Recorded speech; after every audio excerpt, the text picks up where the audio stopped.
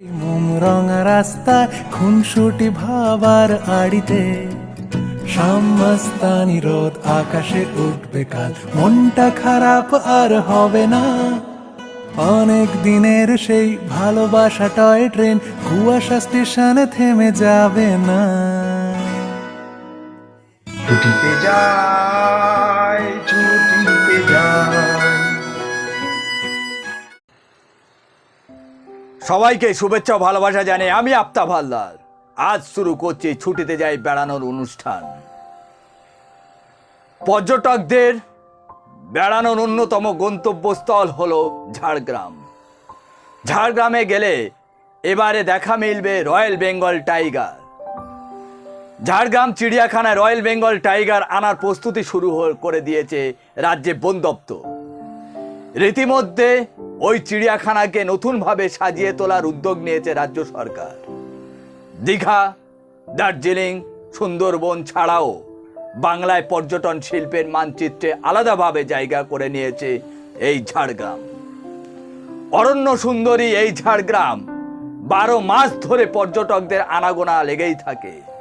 পর্যটকদের কাছে ঝাড়গ্রামের দর্শনীয় স্থানগুলির মধ্যে রয়েছে মিনি চিড়িয়াখানা, আগে টিয়ার পার্ক নামে পরিচিত ছিল।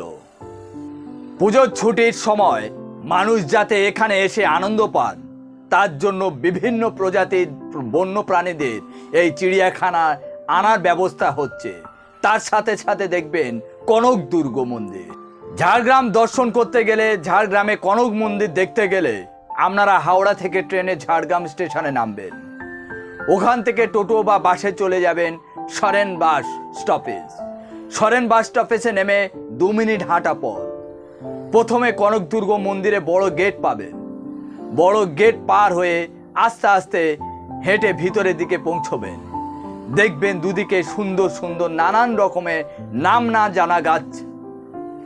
তাছাড়া নিজেরা গাড়ি পার্কিং করতেও পারেন। পার্কিংয়ে কোনো অসুবিধা নেই। ভিতরে কিছু দূর জায়গায় পর পার্কিং জোন আছে, ওখানে গাড়ি পার্কিং করে 2 মিনিট হেঁটে মন্দির দর্শন করতে পারেন। কনক দুর্গ শিল্পী ছিলেন শ্রী জ্যোতিরিমচন্দ্র দেওধবল্লে। এইটি স্থাপিত হয়েছিল 9ই পৌষ, বাংলার সাল হলো 1344 সালে। প্রায় আজ থেকে 87 বছর আগে এই কনক দুর্গ মন্দির স্থাপিত হয়েছিল।